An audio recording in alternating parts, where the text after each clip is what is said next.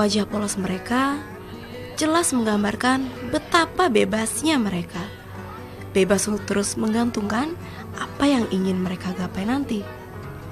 Belajar dan bermain. Hanya itu sekarang yang masih kuat menempel di kepala anak-anak merdeka. Masih banyak ruang kosong untuk digambar di dalam otak cerdas anak-anak merdeka. Namun, jika dari sekarang saja mereka tidak bisa menemukan seseorang yang menuntun tangan kecil mereka untuk melukiskan kata-kata mulia, mau jadi apa kelak anak-anak bangsa ini? Kasih sayang, mungkin itu adalah hal dasar yang menggerakkan hati kecil Kak Nunis, seorang pengajar keren yang juga masih menuntut ilmu di salah satu perguruan tinggi di Surabaya. Tekadnya bukan juga karena ia ingin sekedar tahu apa itu pengajar keren. Lebih dari itu, ada alasan mulia yang dia bawa. Pertama, saya suka anak-anak. Saya suka dunia pendidikan, tentunya dengan mengajar. Yang paling banget kenapa saya suka jadi pengajar keren, melihat mereka. Karena mereka membutuhkan kita. Membutuhkan kita dalam artian siapa lagi sih yang mau mengajar kalau kita sebenarnya sadar tapi kita nggak mau gitu. Dapat asik, dapat bahagia, dapat puas lah, merasa kayak kita bisa berguna aja buat orang lain.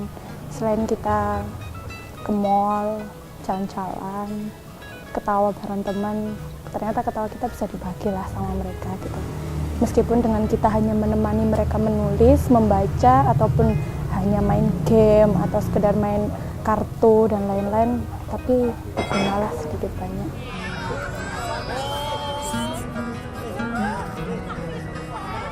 Anak-anak tidak bisa dipaksa, itu satu. Anak-anak tahu arti mana sih keikhlasan dan tidak ikhlas. Itu yang memang benar-benar dibuktikan.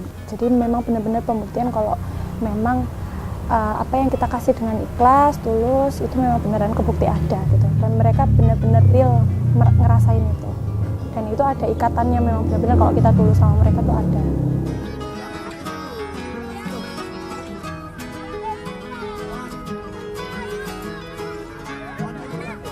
Pengajar keren itu kita mengajar, memberikan pendidikan, memberikan apa yang kita punya lah, meskipun itu hanya sedikit dan meskipun itu mungkin dikira orang nggak berharga ya. Kerennya tuh karena ada mereka sebenarnya. Kerennya tuh kembali ke mereka, karena kita bisa kasih kebahagiaan ke mereka sebagai anak jalanan, sebagai anak yang punya aktivitas di jalan, kegiatan di jalan, berjualan di jalan, semuanya di jalan, meskipun tidur kadang di rumah, kadang di jalan. Ya sebenarnya kerennya itu buat mereka, kita mah cuma pengajar biasa aja. Kerennya itu buat mereka, karena ada mereka kita jadi keren. Karena berjuang buat mereka kita jadi keren, gitu aja.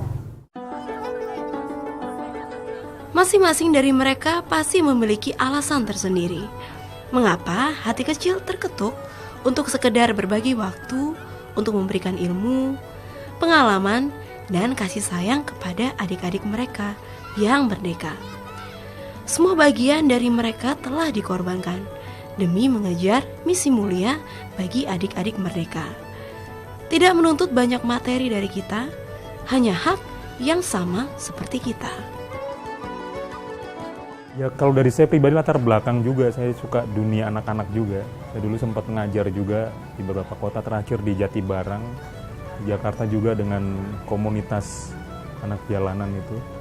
Tapi paling nggak tadinya di Surabaya saya melihat di sosial media khususnya ya, ada gerakan serupa begitu kan, dan ternyata tidak cuma di satu kota dan banyak, Surabaya salah satunya. Akhirnya saya gabung di situ, di teman-teman. Awal gabung saya waktu itu di Ambengan dengan beberapa teman. Di situ lalu sempat ke Delta di Surabaya, Delta Plaza situ. Dan kemudian ya terus ikut sampai sekarang dengan teman-teman terlibat. Kalau saya begini ngelihatnya Pak, kota itu kan tanggung jawab kita kan.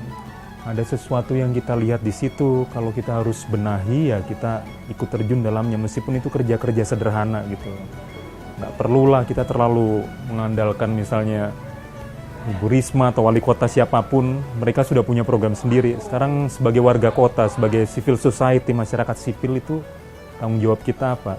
Nah, kebetulan banyak sekali ternyata Surabaya yang katanya yang memang bersih sih, memang ini, tapi ada juga masih banyak anak-anak jalanan, dan tidak hanya di lampu merah mungkin, tapi di mal-mal juga. Nah, di situ kemudian saya ingin tergerak untuk berbagi dengan mereka gitu kan, dengan apa yang ada pada saya gitu kan.